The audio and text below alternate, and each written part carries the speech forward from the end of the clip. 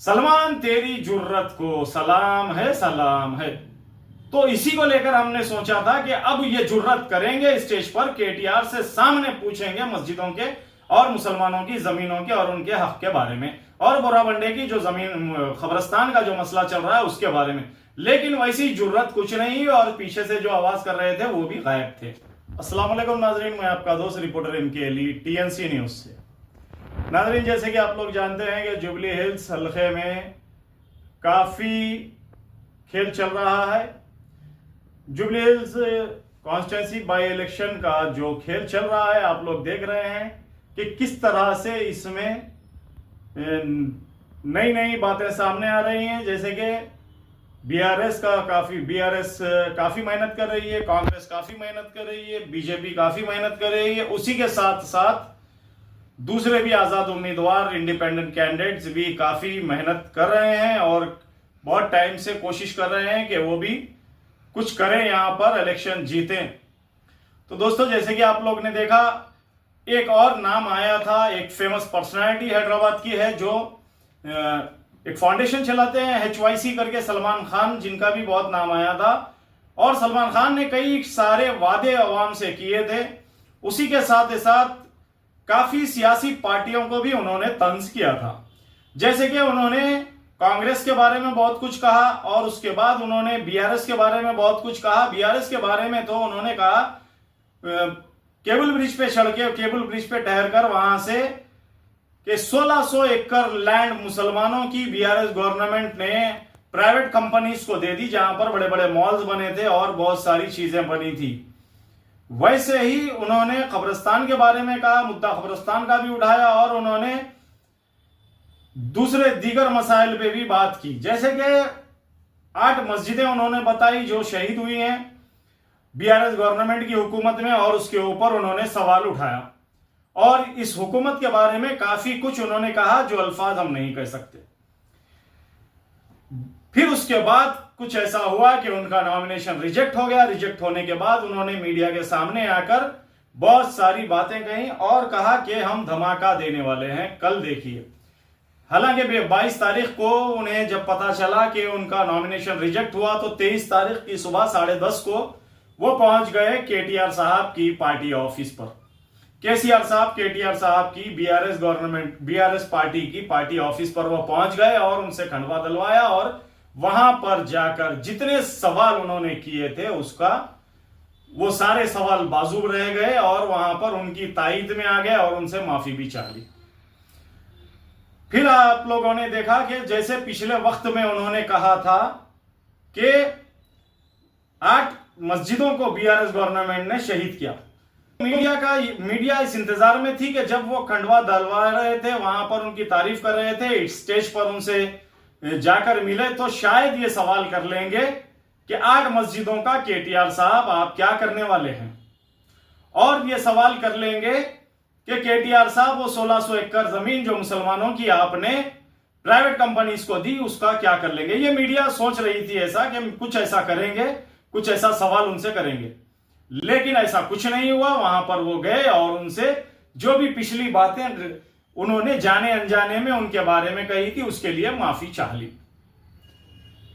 पीछे से जब वो स्टेज पर यह कह रहे थे कि पिछली बार की बात कर रहा हूं, जो बोराबंडे में कुछ जगहों पे वो स्टेज प्रोग्राम्स कर रहे थे, तो उसमें उन्होंने जब ये स्टेज पर बात कर रहे थे तो पीछे से एक आवाज आई थी कि सलमान तेरी जुर्रत को सलाम है सलाम है। तो इसी को लेकर हमने सोचा था कि अब ये जुर्रत करेंगे स्टेज पर केटीआर से सामने पूछेंगे मस्जिदों के और मुसलमानों की जमीनों के और उनके हक के बारे में और बोराबंडे की जो जमीन खबरस्तान का जो मसला चल रहा है उसके बारे में। लेकिन वैसी जुर्रत कुछ नहीं और पीछे से जो आवाज कर रहे थे वो भी गायब थे।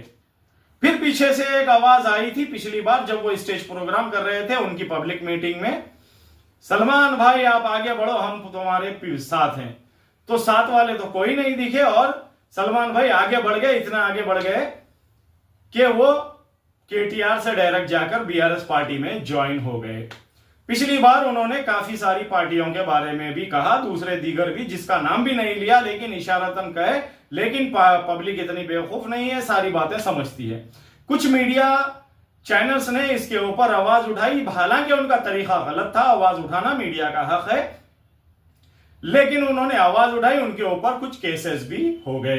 हरासमेंट कर रहे हैं हमारी फैमिली को और हमको बोलकर, ऐसा उनके भाई इरफान खान ने पर्सनल एक कंप्लेंट दी हुमायूं नगर पीएस में और उनके ऊपर केसेस हुए। अब वो भी दावा कर रहे हैं कि वो मानहानि डालेंगे उनके ऊपर, वो फेक केसेस उनके ऊपर वो करे।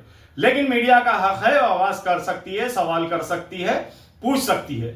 हालांकि मीडिया का कुछ तरीका बदल चुका है। मीडिया अब सवाल करना छोड़ चुकी है, सिर्फ माइक लगाती है, जो सामने वाले बोलते हैं उसको सुन लेती है, उसी को बताती है। लेकिन अब यह छोड़ना पड़ेगा, सवाल करना शुरू करना पड़ेगा। हर जगह जाकर माइक लगाने से मीडिया का काम नहीं होगा, मीडिया का काम है सवाल करना। दोस्तों, रिजेक्शन से पहले सलमान खान ने आवाम से बहुत बड़े बड़े वादे किए थे और उसी के साथ बहुत सारी पार्टियों को, सियासी पार्टियों को तंज किया था। जैसे कि बीआरएस पार्टी से अगर कोई मिलता है तो उन्हें भी वो तंज कर रहे थे। जैसे कि अहमद नक्शबंदी साहब, जो एक मशाइख है और एक उलमा है, उनके बारे में भी जो है बहुत सारी गैर गलत बातें भी उन्होंने की थी। केटीआर साहब जब उनसे आकर मिले थे तो अहमद नक्शबंदी साहब के घर पर केटीआर साहब आकर मिले थे, तो उसके बाद बहुत सारी बातें सलमान खान ने की थी।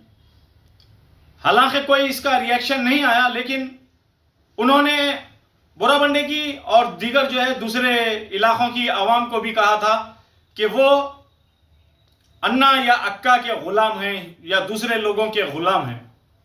मुसलमानों को गुलाम बताया था और बहुत इस पे तंज किया था। कुछ लोगों के बारे में किया था जो मुकामी लीडर होते हैं। तो दोस्तों, ये थी रिपोर्ट जुबली हिल्स हल्के की, जो इंडिपेंडेंट कैंडिडेट्स के ताल्लुक से मैंने आपको बताई।